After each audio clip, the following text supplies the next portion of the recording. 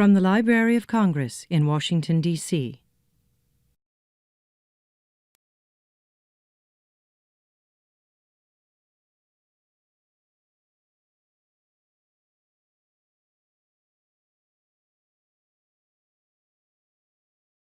Hi, I'm Pam Jackson. I'm director for the Center for the Book here at the Library of Congress, and I'd like to welcome you to this afternoon's talk with the Books and Beyond program that we have. We are very excited to have today's conversation and thrilled that you're here with us. As some of you may know, the Center for the Book is a unit that is in the National and International Outreach Unit of the Library of Congress, and it's our mission. The library's mission is to provide the American people with a very rich, diverse, and enduring source of knowledge, one that can be relied upon to support people in their creative and intellectual endeavors. So we're glad for you to join us as part of today's intellectual endeavor. At the Center for the Book, which includes the Young Readers Center and the Poetry and Literature Center, we promote books and reading, literacy and libraries, poetry and literature, knowing that they are the best tools to create and sustain informed societies and the best weapons against ignorance and intolerance. And our mission is carried out through a national affiliation with several groups of organizations. There is a Center for the Book in every state in the country and the District of Columbia and the U.S. Virgin Islands. And we also have a partnership of reading and literacy promotion organizations throughout both the country and the world, in part because the Center for the Book administers the Library of Congress Literacy Awards program that annually awards more than $250,000 to organizations around the country and the world in support of their endeavors to advance the cause of literacy in a variety of ways, both innovative, sustainable, replicable. Now, today, we're here for a particular kind of talk that does promote the library's mission and focus on literacy and literature. But before we get started, and to avoid unnecessary distraction, I do want to ask that you take a moment to make sure that your electronic devices are silent. Also, we are recording today's event, and if you ask a question, you should know that you'll become a part of our webcast. The Books and Beyond talks and all of our webcasts and live events are available online at read.gov. We do have more than 250 talks from authors of all kinds of genres and experiences available for your viewing pleasure there. We should mention today also that the author's book is available for sale at the entrance to this room, and following the presentation there will be a book signing, and you'll have a more chance to talk with our author today. The chief criterion for deciding which books to feature in the Books and Beyond series is that there must be a strong connection to the Library of Congress. Either the books are about the Library of Congress, or the author did research here and used one of our many reading rooms, research facilities, and resources available. So we encourage that and we celebrate that, and today is another example of that. And we also have the special pleasure of partnering with the Law Library as our co-sponsor for today's event, which is actually where our author did much of his research.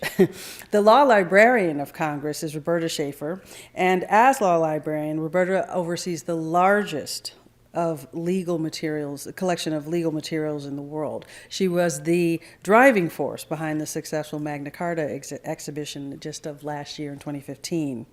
And just to mention, Roberta has a very long and successful career here at the library, including being associate librarian for library services, where she managed 53 divisions and over 2,000 employees. I count you as my friend. I honor you and celebrate you for your contribution to the library, for your expertise and your extraordinary knowledge and commitment. And I'd like to bring forth Roberta to introduce today's author. Thank you.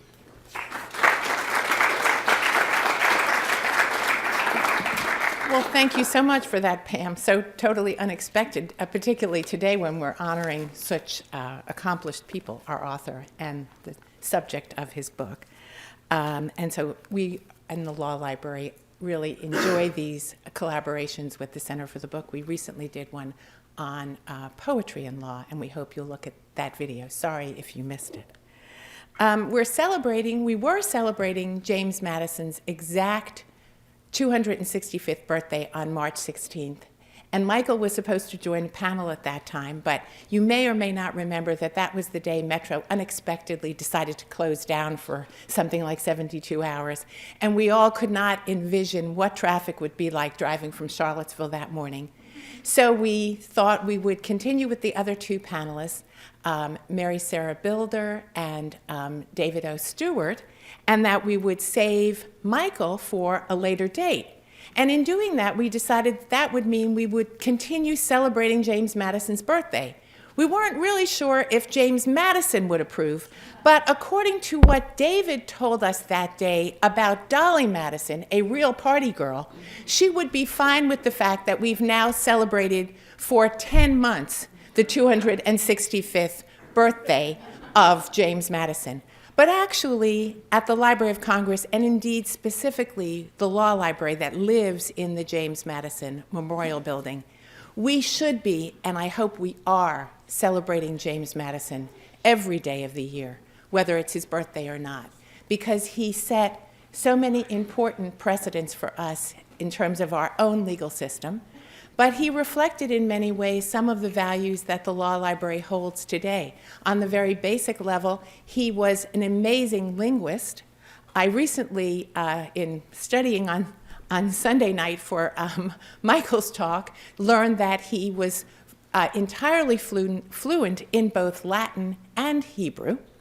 And of course, you know, he served as Secretary of State and had an immense interest both in the development of the United States as its own nation state, but in our relationships with foreign nations. And of course, that is a key aspect of the law library's mission and function within the Library of Congress.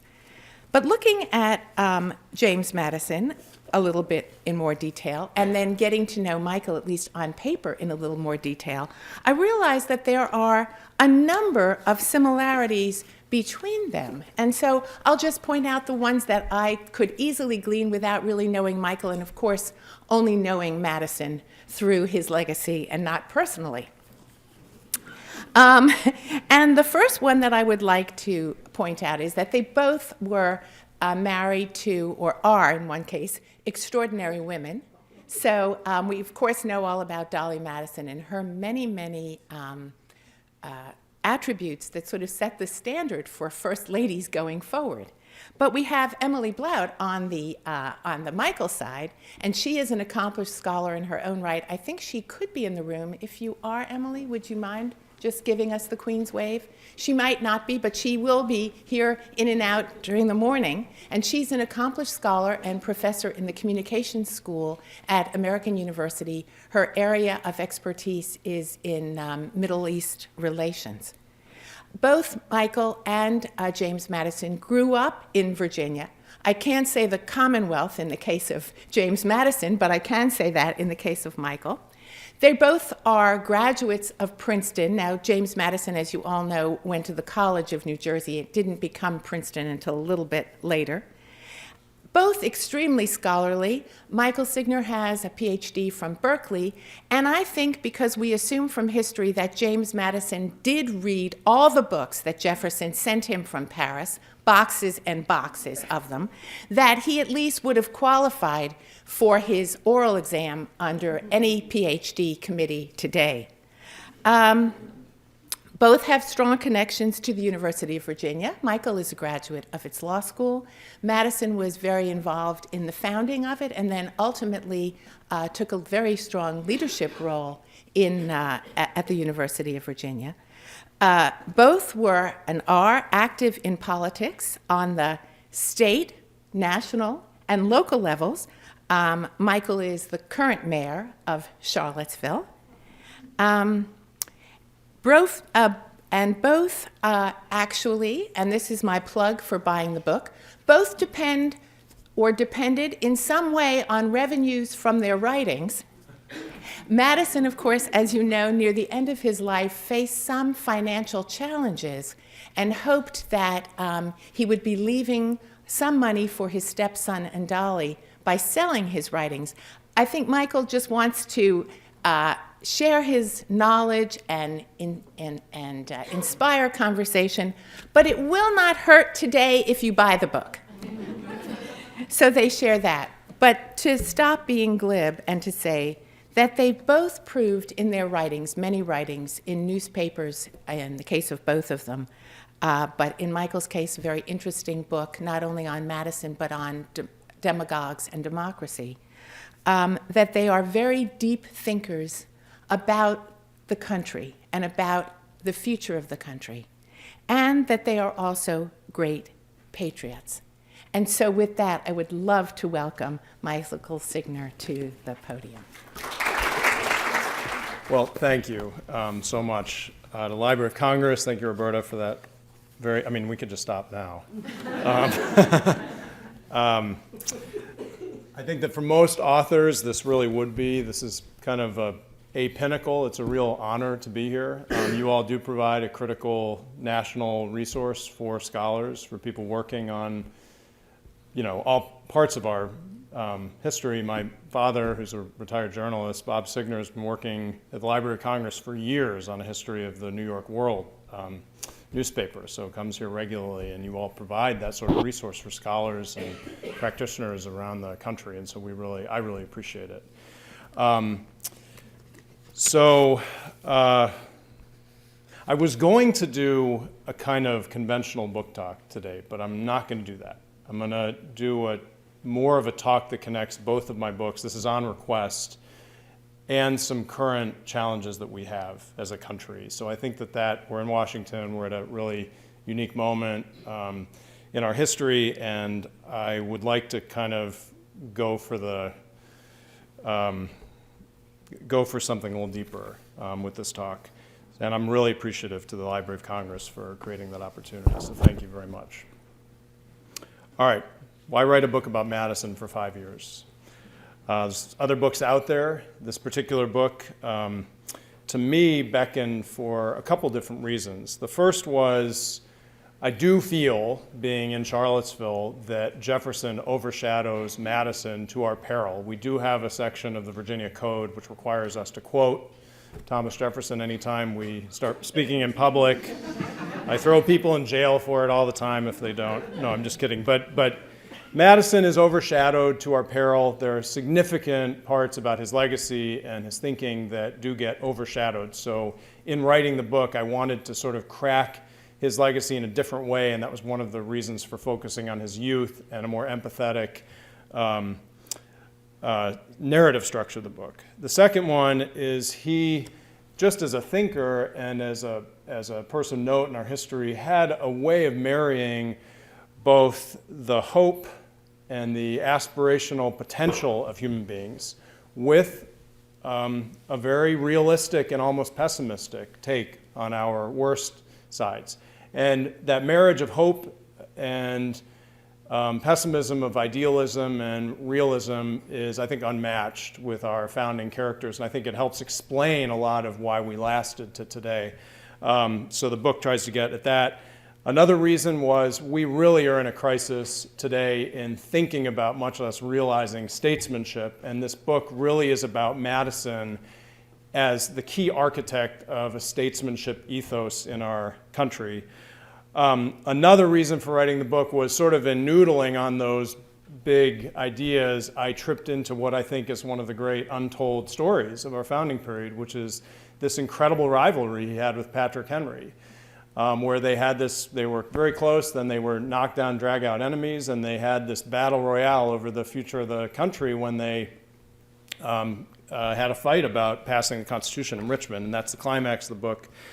Finally, there was this kind of puzzle about how somebody who was 5 foot 4 inches and 100 pounds and incredibly hypersensitive and hypochondriacal and very shy, how could he become so dominant? It's just kind of an interesting puzzle about what was it about him that allowed him to overcome so many obstacles and become so powerful and influential, not just in his time, but over the course of modern human history.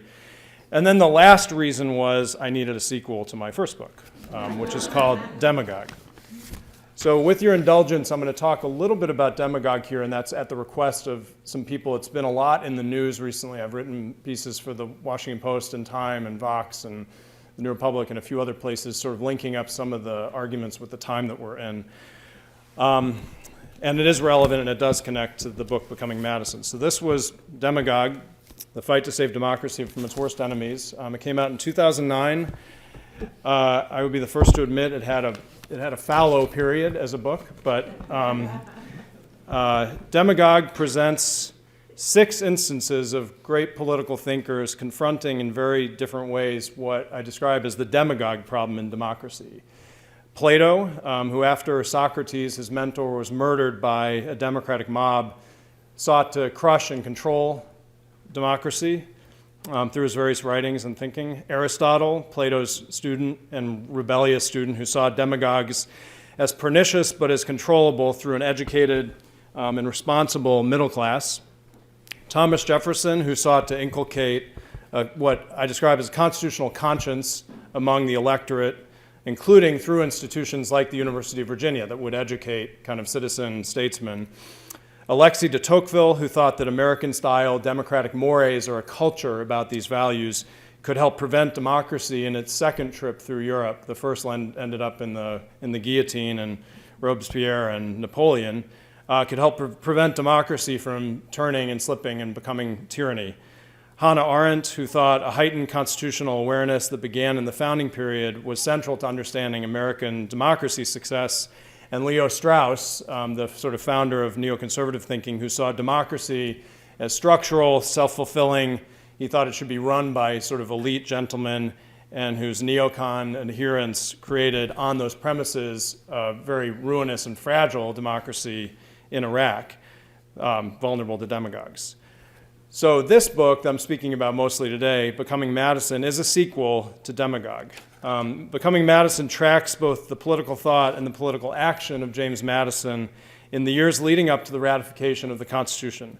The book has a narrative structure that concentrates on the rivalry between Madison and his former friend and boss, Patrick Henry, but in my mind, it is through and through. I trained as a political theorist and a political scientist, not primarily as a historian. And there's a book by Hannah Arendt called Rahel Varnhagen. This will be somewhat obscure, but she focuses basically an entire book as a biography on the life and thought of a prolific German Jewish woman and hostess in Berlin before the Nazi period. And it was sort of a deep dive through the life of one woman into the thought and thinking of civilization before nihilism took over in Germany. So it's sort of a lens into a deeper world. And in Becoming Madison, similarly, I wanted to go into basically what is a case study of the normative ethos of statesmanship that is core to a successful American democracy, and where leaders seek to challenge and educate the public and to embrace long-term complex policy, and above all, to govern the passions. In both respects, Demagogue and Becoming Madison are about pathologies of democracy. When democracy becomes ill or unhealthy in some respect, Demagogue is about a bottom-up problem, which is when democracy's masses or the large groups of people begin turning against the system itself, begin giving over their freedom to dangerous impulses that could turn against the system. Becoming Madison is about another pathology, which is top-down, which is the sickness of when a democracy's leadership classes give up on their leadership role. Both of these are, of course, intensely relevant in this time, when we've seen high levels of dysfunction among our leadership classes here in this very town, and when we've seen a lot of people among the regular ranks of regular Americans giving up on what we have always thought are the basic norms and ethic of democratic citizenship and checks and balances. With those notes, let me go a little bit more into each of the ideas in each work. The word demagogue has always fascinated people. In 1649, the poet John Milton called it a goblin word. The term is often deployed as a blunt instrument, and it's lost a lot of its power through repetition and through kind of deployment as an attack, but it would surprise a lot of people that the original use of the word in the Oxford English Dictionary is actually positive. That shocks people, but it makes sense when you examine objectively how demagogues work. So in my book, I employ a 4-part definition, which is drawn in part from an 1838 essay by James Fenimore Cooper called On Demagogues. First, the demagogue presents himself as a mirror of the masses, usually in the process attacking elites. So kind of being a regular person, an avatar of regular folks. Demagogues, for that reason, are often vulgar. They often attack the upper classes intentionally. Second, the demagogue triggers great waves of emotion, usually through charisma, flattery, propaganda, any combination of those. They use that third emotion for political benefit, which distinguishes them from an entertainment or religious or commercial figure. And finally, and this is the most important, they threaten or break established rules of governance. When you put those 4 elements together, you get a political figure who essentially creates a state within a state that is accountable to him or her alone. And that's why demagogues can pose an existential threat to democracies themselves.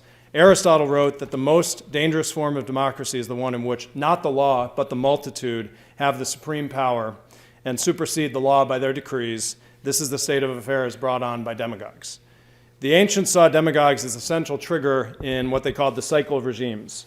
In the Republic, Plato described democracy's insatiable desire for what it defines as the good is also what destroys it. This happens through the demagogue, who he said was, quote, the ruler who behaves like a subject. 2 centuries later, Polybius in Rome described the cycle of constitutional revolutions, where rule disintegrates into its base forms. So this idea that demagogues will convert democracy into tyranny is grounded in a kind of pessimism about the human condition itself. Polybius described the lawless ferocity of democracy as like a natural dissolvent, which rotted democracy from within inevitably. It turned on the demagogue, who Polybius said needed to be sufficiently ambitious and daring to serve as, quote, both a master and a despot of the people. The cycle of regimes played out most vividly in the last century in Weimar Germany, where a very hopeful constitutional democracy was taken over from within by Adolf Hitler, but we've seen many other examples, including in Venezuela, where Hugo Chavez, rising from within a fairly healthy Venezuelan democracy, converted it into more of an autocratic system through demagogic means. The entire American experiment sought to arrest the cycle of regimes through a new sort of constitutional democracy premised on the self-salvation of the people, by the people, through an agency and choice which was enabled by democracy itself. The Federalist Papers begin with Alexander Hamilton worrying about, quote, the military despotism of a victorious demagogue. The question we face in a democracy is what to do about demagogues. History is littered with frustrations about them.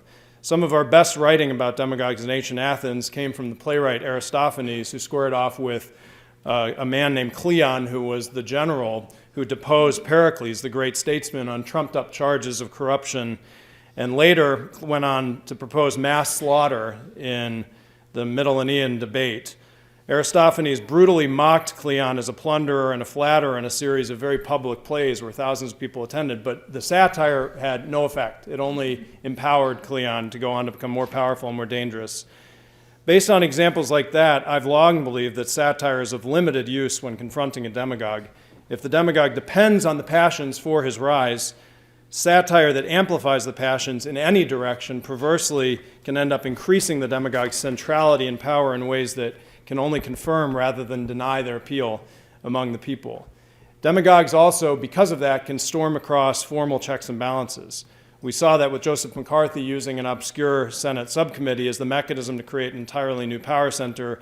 We saw it with Huey Long exploiting radio to become what FDR called the most dangerous man in America.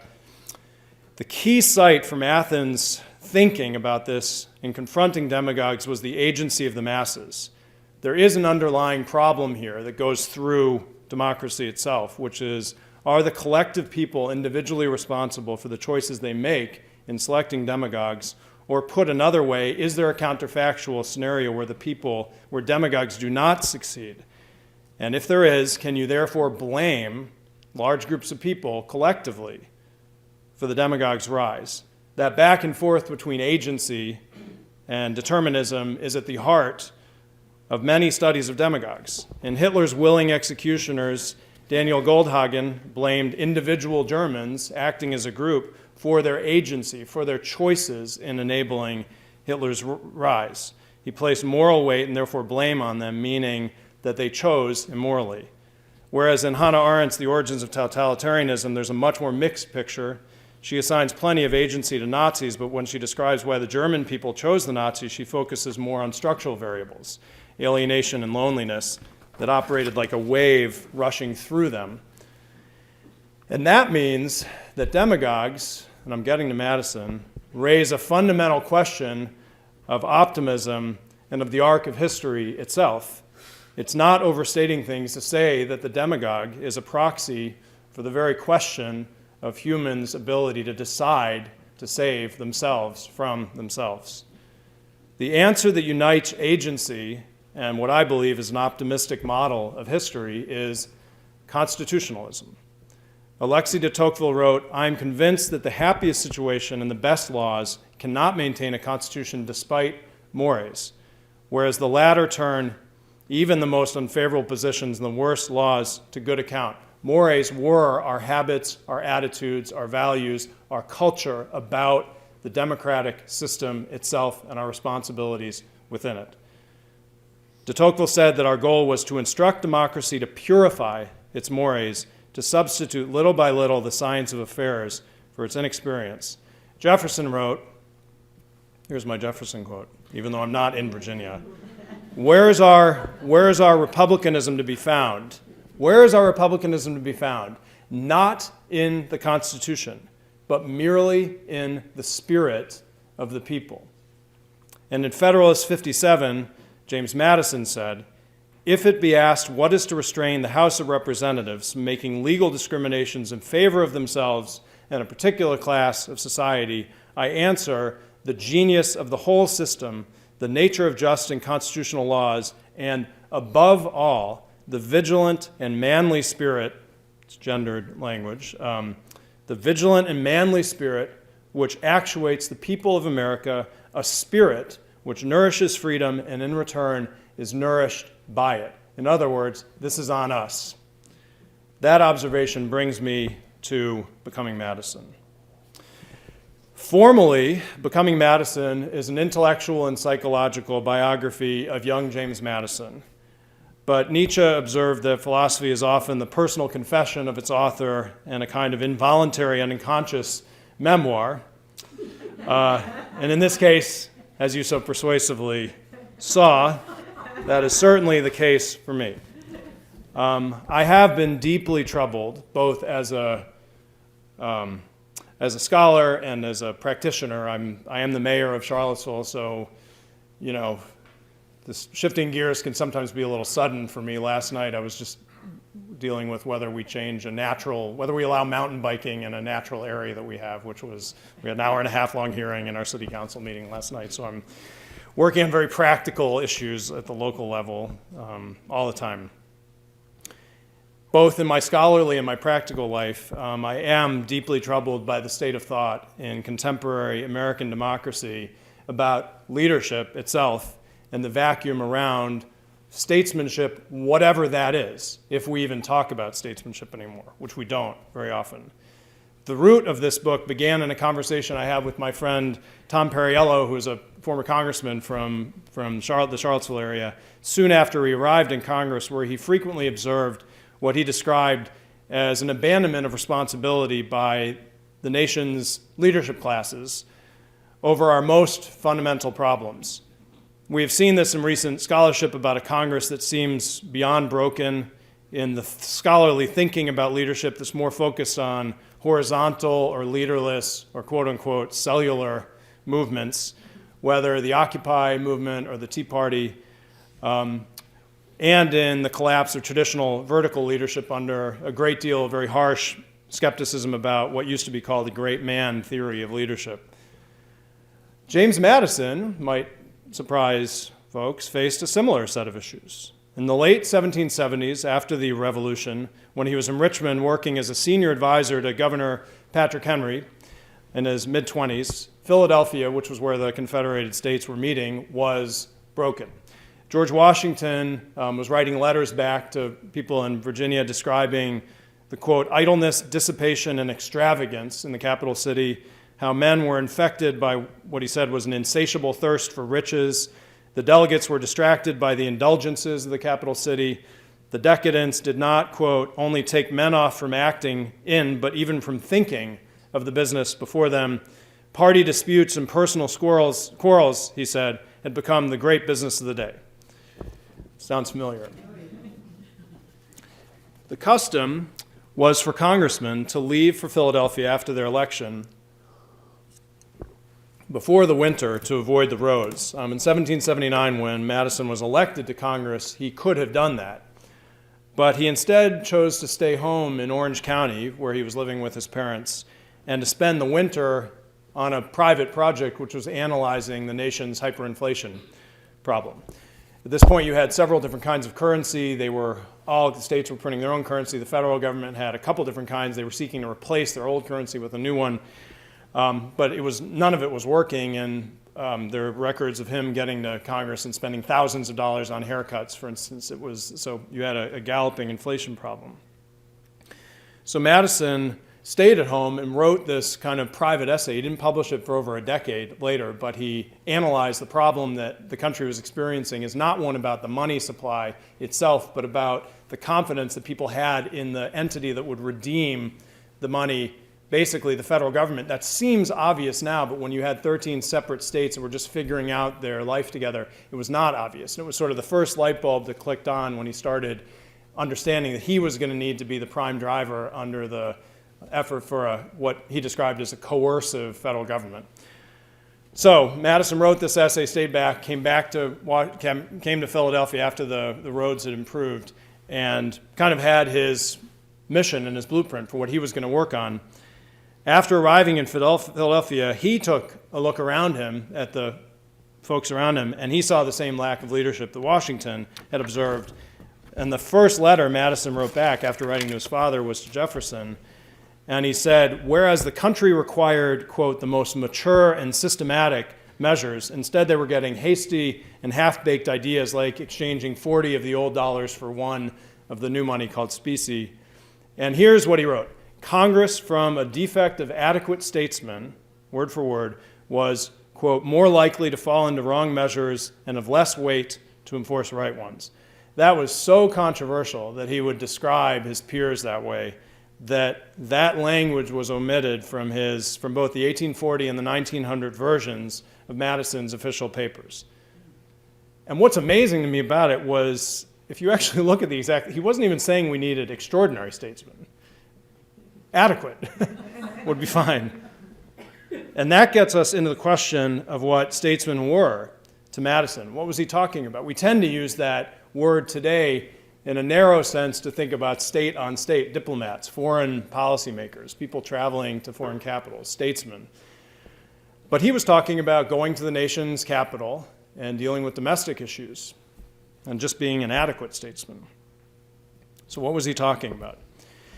The great theme of Madison's political theory was Platonic. It was drawn from a very old strain of thinking about governing the passions that we still see today. We are still laboring under a misunderstanding that Madison himself was passionless and cold and calculating. One book a number of years ago was titled James Madison and the Heartless Empire of Reason. To give you a sense of where I'm coming from, the original title of this book, before my wife convinced me otherwise, was The Passions of James Madison. It's not a bad title, but Becoming Madison was better. And that was Emily's insight. In his dialogue, Phaedrus, Plato described the passions as two steeds, as these mighty horses. One was good and one was bad. The horse that was the follower of true glory, he described as this beautiful and dignified, grand horse. The other one was surly, and it had this blood-red complexion. This is very vivid dialogue. And when the passions take control, he said that the dark steed would suddenly gallop away from the charioteer. And he said that we can only control the dark steed by yanking at his bit so violently that it wrenches from his mouth and then forcing these dark passions to the ground and then whipping them. It's an extremely violent and intense dialogue to read. Only then, Plato said, would the passions be tamed.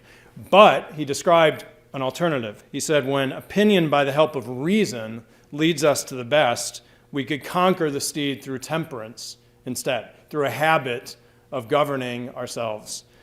In other words, the violence could be avoided by training that dark steed not to bolt away, through moderation and through reason, and through politics, through political habits.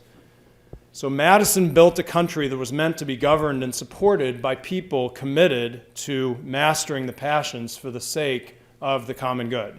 A clue lies in a lecture delivered just before the American Revolution in 1775 by, one of the major characters in the book is John Witherspoon, who is this magnificent character in the founding of America, a very larger-than-life, sardonic, dark, just a big personality. He was described as having more presence than anybody else in the founding period. He became the president of Princeton University, a mentor to Madison, a co-signer of the major documents, and they served together in the Congress.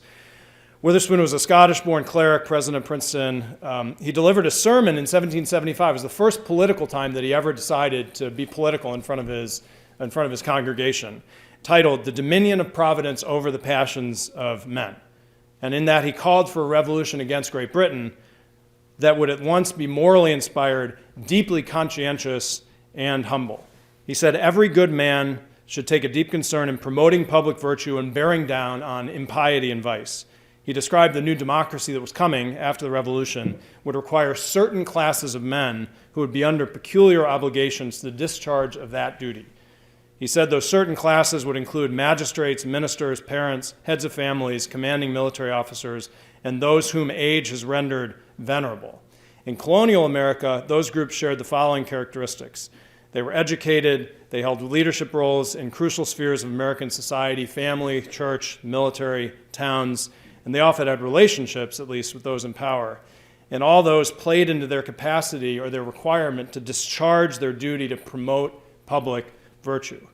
Madison was taught by this man. This is through and through his own action and his own thought and what he did in the country. And he believed that there should be a structural social role for people who would challenge the system to live up to its better angels. When Madison was a teenager, he first wrote about the Socratic method. Are there any lawyers here? Couple, okay. It's incredible insight. In the book, I spent a lot of time, one of the luxuries of kind of slowing down and focusing on his youth was I could focus in more detail and slower on passages from when he was younger. And this is when he's a teenager and in boarding school, and he's taking notes on the Socratic method. And he comes up with an insight into it that is more profound than a lot of people who spend their life studying this. Socrates was murdered by a mob under these trumped-up charges, as I said, which frustrated Plato for the rest of his life. He said the Socratic method was basically when you led somebody down the garden path where you know the answer and they don't, and Socrates would do it all the time. And Madison describes it as this is his words, 14 years old, about very captious and insidious, and said it probably helped to kindle and blow up that hatred against Socrates, which helped put a violent period to his life.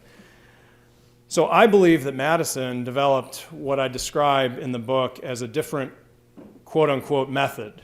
I call it Madison's method, that he used to confront differing opinions and to challenge, to become a statesman, to create an entirely different politics around reason, around governing the passions that he actually embodied and that he used to great effect, and that helps explain why this 5'4", 100-pound weakling could be so dominant.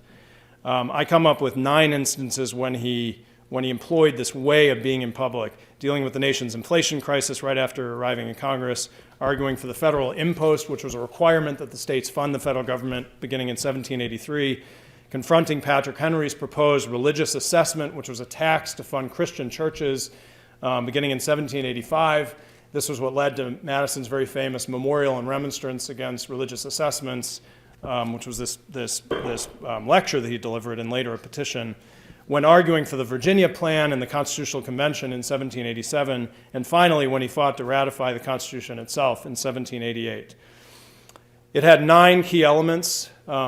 First, find passion in your conscience. Conscience comes up everywhere in Madison's thought and the thought of the people around him. And it was not abstract. It was not even Jiminy Cricket. It was something that he believed, these folks believed, that you had a voice in you that was part of you that could be educated or that could be ignored, but you needed to pray and derive counsel from your conscience. And if you did, other people would trust that you were operating in the right vein. They might disagree with you, but this is where the idea of conscientious objectors, conscientious this, that, and the other thing, it's a different ground for coming into public life with.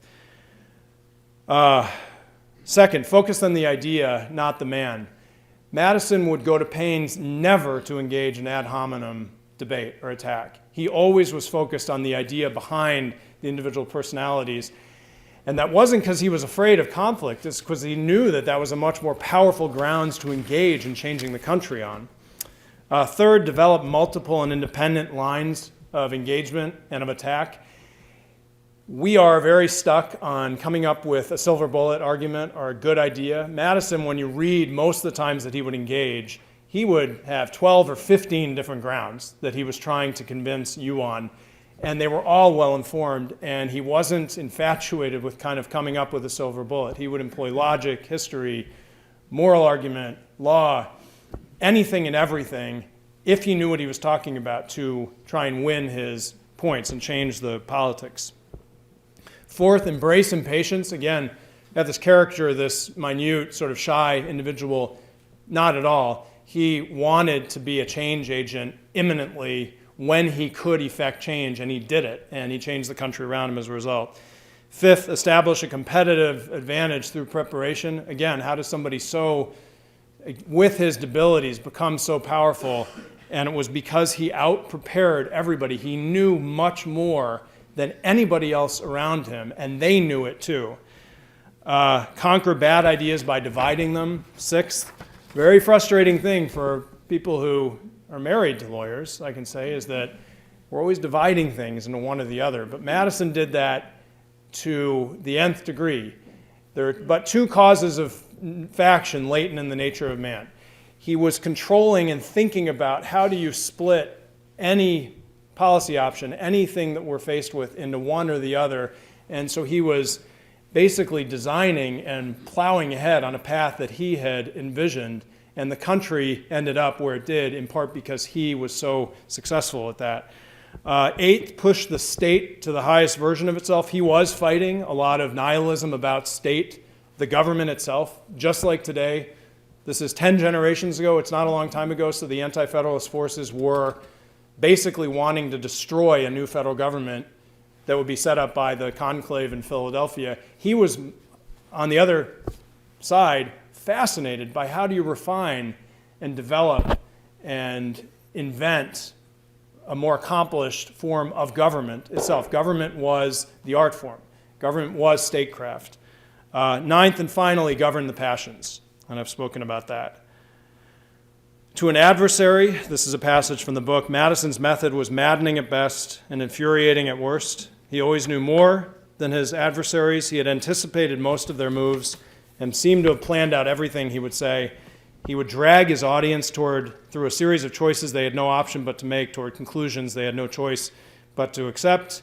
It was a Socratic dialogue without the question marks, a symphony of precision, preparation, discipline, and control. If you responded to one point, there were always countless others to deal with as well. As slight as he was physically, he seemed indefatigable, almost to burn with an inner resourcefulness and conscience, and every attempt you made to bait him, to trick him or play to his ego would be avoided by return to the plan. And most importantly, if you ever revealed yourself to be combating for any selfish or special interest, that fact would become garish. In contrast to his self-evident conscience, in contrast to the fact that he really did have the best interests of the public at heart. Statesmen who would abjure the lowest common denominator, where demagogues flourish, and who would so challenge and uplift public opinion were key to his constitutional democracy and to the optimism that he felt would lift this particular brand new nation, very fragile one, out from the cycle of regimes. So he did famously observe in Federalist Number 10 that men are not angels. But he also wrote that human beings basic qualities deserved what he said, esteem and confidence. For him, the very goal of the Constitution was to enable leaders with what he said was the most wisdom to discern and most virtue to pursue the common good of the society. In a memo titled Vices of the Political System of the United States, which was completed in April just before the Constitutional Convention, he argued that Americans should, quote, certainly extract from the mass of the society the purest and noblest characters which it contains.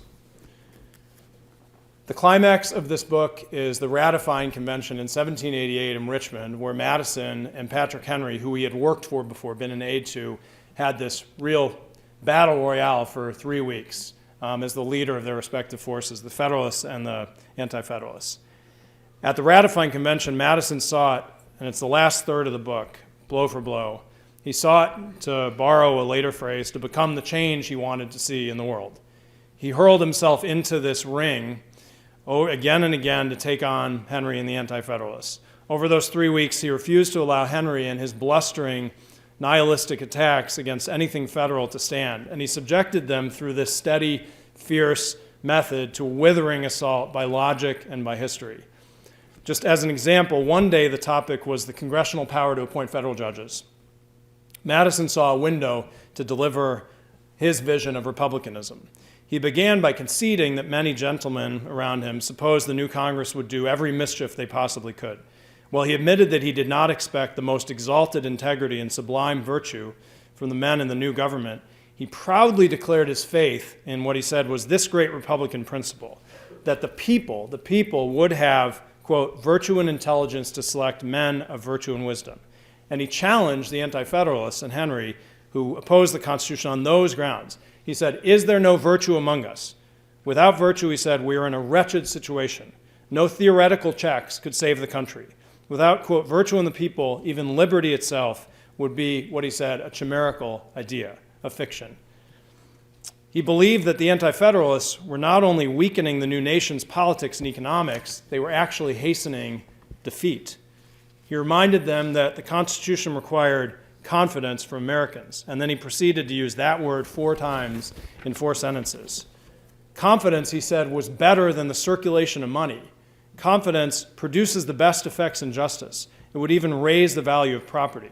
He was talking about confidence in the federal government and in statesmen themselves. That was the Constitution. Patrick Henry then rose to attack the notion that federal representatives would mend every deed. Of the idea that the nation could rely on the wisdom and virtue of our rulers, he snapped, quote, I can find no consolation in it. But Madison won. Optimism and the people's self-salvation became the basis of the Constitution. At the end of the convention, a man named Zachariah Johnson, one of the cool things about doing this research and spending so much time was getting to know these characters. He's not written really about anywhere else. He was a soldier who was quiet otherwise during the ratifying convention. He rose to praise Madison's method. He criticized the Anti-Federalists and Henry for, quote, the strained construction which has been put on every word and syllable and for endeavoring to prove oppressions which can never possibly happen. And he said that he would vote for the Constitution. In the end, it was thousands of Zachariah Johnsons who stood with Madison, who were persuaded by conviction, by fact, by history, by reason itself, to cast their lot with a radical new plan for the country, rather than prejudices and political attacks and the fear of the unknown. And victories like that, I believe, give us empirical grounds for the aspirational optimism and the statesman ethos that is woven into and is essential to the American democracy working as planned and as designed by Madison. In closing, Madison wrote to the United States that the people who are the authors of this blessing must also be its guardians. In other words, the ultimate checks and balances are not the institutions, but the people themselves, who Madison called the highest authority. Those are my thoughts from the book. That's where the book ends. I will say that recent events have shaken my faith in this optimism being self-fulfilling. My book, Demagogue, has as its root and its branch a very factual argument that American democracy always ultimately repudiates and rises above the demagogues who have challenged us. We are right now in the thick of a profound test. I've written many places, so there's no secret that I do believe Donald Trump, our president-elect right now, although that term has no legal meaning because the Electoral College is not met, has chosen to be a demagogue in very strict conformance with that term and what demagogues have done. That's a choice that he has made. He has done has created a lot of other threats to our norms and our values and our checks and balances and this fabric that I've spoken about, and has taken advantage of a faltering and a lack of confidence in both the lower and the upper parts of this healthy constitutional democracy. It's a dangerous moment. It's a threatening moment. It's going to fall to these people. That's why I went through the Witherspoon quote. It's going to fall to all of us, anybody who cares very deeply about what the country actually, factually, is built on. So these stories, I think, have become more crucial than ever, but they're not stories. They are the fabric and the ethos and the ethic, and they are something that we live every day in our lives as citizens of this republic. So thank you very much.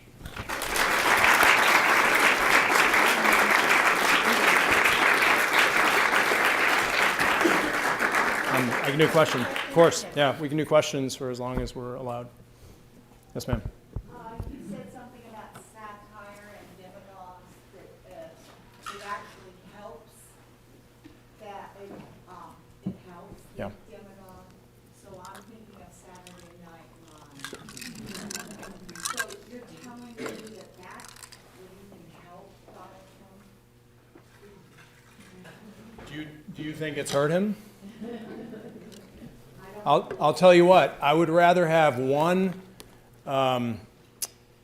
Walter Cronkite or Tim Russert do a 45-minute long, informed, tough, unrelenting confrontation at some point early in the campaign with this particular candidate. If I could choose, I'd rather have that and watch that than have the New Yorker print. There's one issue where they had 45 cartoons of Donald Trump, or the Saturday Night Live.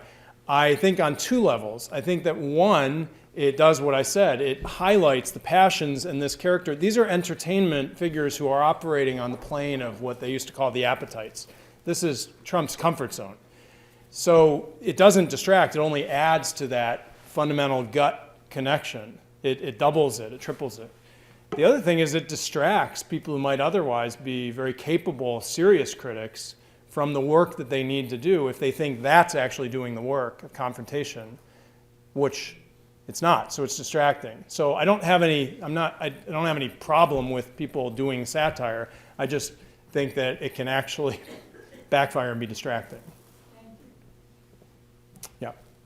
How has your research and your study of particularly of these historic figures changed or impacted or affected your job as mayor and how you deal with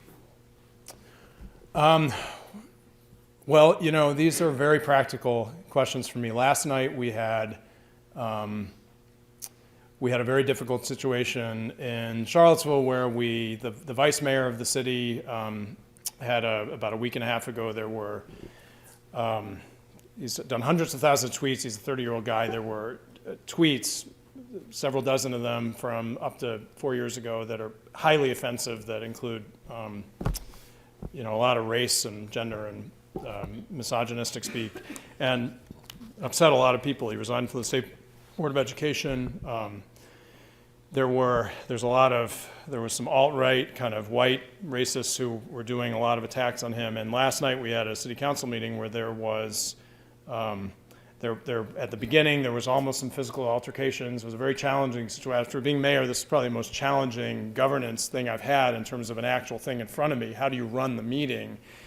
I don't think it's a stretch to say that all these principles about prioritizing order, deliberation, fairness, equity, calming things down. I did a talk at the beginning about how we needed to be, we could disagree without being disagreeable. We needed to have civil and civic debate. I had everybody look around at people next to them. We're all human beings. We all have frailties. We've all had mistakes. This was me as a human being trying to figure out how, with this particular very tumultuous thing in front of me, how do I try and convert this into a process where we're actually going to hear from people in our Matters by the Public and just order it. And I believe it was successful. It took a lot of thought beforehand. There was no altercations. I got a bunch of comments afterward and emails from people saying that was a very well-run meeting in a very difficult situation. I had to advert to our rules. Several times people were interrupting. They're not allowed to interrupt without being recognized by the chair of the meeting, who's myself, under our rules. I had to say, I'm going to shut the meeting down if you all can't stop, if you all can't let this proceed.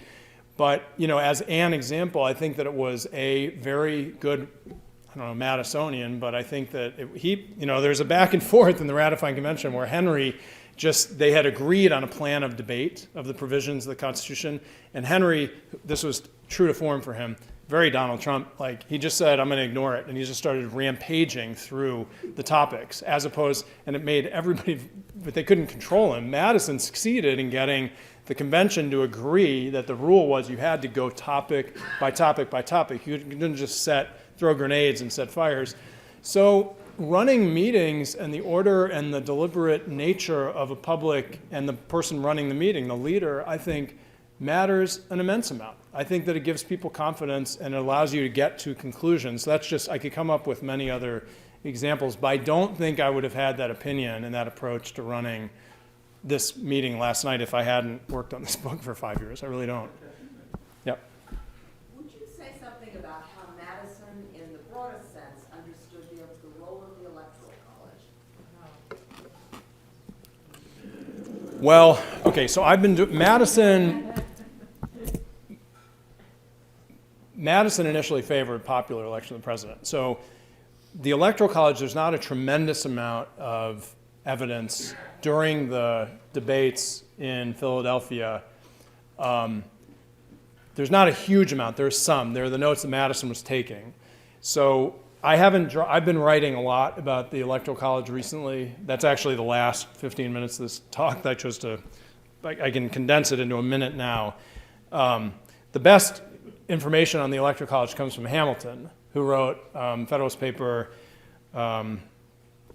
78, I believe it was, where he described the purpose of the Electoral College. The Electoral College, it's kind of the marriage of the two parts of this talk. It was put in place to stop the danger of a demagogue from becoming president.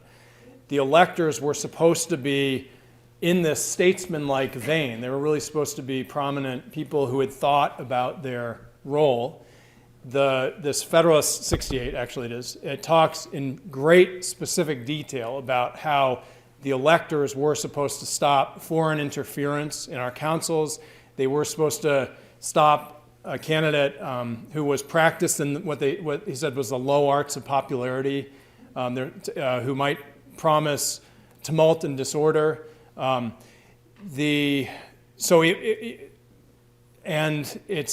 kind of a lock-shut case. A lot of people have said, well, the 12th Amendment to the Constitution was passed in 1804, and that changed the process from the original Electoral College to now it was a different setup for how the president and vice president were nominated, because prior to that you didn't have political parties. But it didn't alter the fact that these were human beings who have this role. Why do they have this role? They get together on December 19th.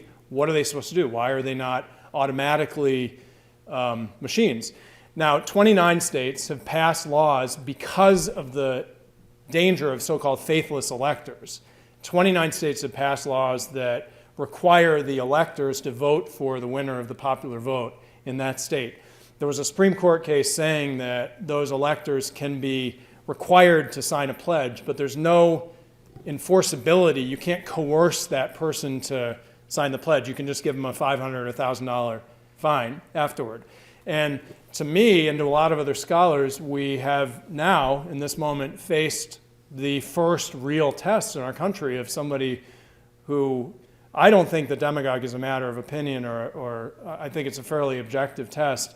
But even setting that aside, you have absolutely a foreign government who attempted to interfere and influence the results of this campaign, Russia, and you have at least a set of facts that electors should be able to investigate and deliberate. In Federalist 68, it's very clear that electors should be able to investigate these questions as they chose. And I think that means that these electors, there's 2 weeks left, they ought to be able, under court order, to ask for tax returns, for instance, which would show if there are entanglements. The emoluments clause is a whole other thing. We saw yesterday in the New York Times the first Republican elector to publicly say that he was not going to side with Donald Trump. And he cited this line of thinking. So this is why constitutional thinking matters. These institutions we have might get a little dusty over time, but that doesn't mean you can't take a brush and dust them off, and they're just as vital as they ever were, because we haven't really had this kind of a character come up this far before who has threatened freedom of religion and freedom of the press and political violence and, a whole host of other, breaking treaties and torture and, this is what we've heard. It's not me making it up. It's what we've heard. So these should be cause for grave concern for electors as they are designed very specifically, not me saying it, it's our constitutional history saying it. And so that's what I've been arguing. And I would stay tuned. I think there will be a lot on this in the next 2 weeks. Yes, sir. Yeah, one of the questions that I have, particularly around Madison, in 1812, Madison meets with the black sea captain who wants to get his ship back. And I've been surprised at the relationship between the period of the war of 1812 and now. And your talk has really underlined some of the connections that I didn't see. A question that I have in terms of Madison: was Madison more in favor of Africans leaving America to a foreign country, or east, or rather west of the Mississippi? And as we look at the situation now, as much as people point to Trump, it's actually the people behind him who voted for him. And he also now has, or will have, the ability to appoint a judge. And aside from whatever else he has said, to me, I'm curious, did Madison have any questions about vested interests where, for a billionaire to be able to appoint a Supreme Court judge, that on the face of it, to me, should be enough to be at least controversial, if not disqualify the person? Let me just it's a multi-part question, and I want to make sure that let me just take the first part, about race and what he wanted to do with African Americans, which I think is a complicated enough question here. I spend a fair amount of time in the book on the question of race and his relationship to African Americans and the slavery question. He had an incredibly complicated, unsatisfying picture on race, and I think that it's hard to come out of dealing with any founding father with a good feeling, or any aspect of our history, really, or at least in many parts of the country. And this is one of them. So he, in the 1820s, he was an abstract thinker. As much as he was a practical political operative, he was also an abstract thinker who, one of his weaknesses was he could dream schemes that might not work in practice. Some of the schemes did, but some of them didn't. He became the president in the 1820s of the American Colonization Society, which was the leading national organization for the establishment of Liberia and for moving African Americans back to Africa. In his mind, that was a solution to this difficult problem for everyone of how do you reckon with what had happened. He also, it's an incredibly frustrating legacy dealing with Madison on race. On the one hand, when he got to Philadelphia the first time as a congressman, there was a slave who he owned, his father had given to him, named Billy, who he manumitted. He freed him and he wrote back his father. It was one of his first acts of defiance against his father, who was a very powerful, controlling man who I talk about a lot in the book. And he said he's just not fit for this. He doesn't take to it. And he said, I'm going to defy you and free him. He needed to go through a process in Pennsylvania at the time of freeing him, but he ultimately did. And then they ended up working with with the man as a contractor with the family later on. On the other hand, he refused to free his slaves in his will, and he had this decade-long correspondence with a man named Edward Coles, who was a Virginian who felt so powerfully about the slavery issue that he moved to Illinois with his slaves, freed them, and became the governor of Illinois on an abolitionist platform. And he pleaded and pleaded, and he had been basically his chief aide when he was in the White House as a younger man, and he pleaded with Madison over and over and over. He said, "You and Mrs. Madison, this should be your legacy. You should free your slaves. You should." And Madison's responses are weak and technical and frustrating, but they are as human as him and his worst side. He said, "I don't think they would succeed out in the world, out from Montpelier." He said, "We can't afford it," which was the most offensive thing, but he was a terrible businessman. I spent a lot of time in the book talking about his frustrations with finding a career. He really wasn't good at anything else other than being in public life.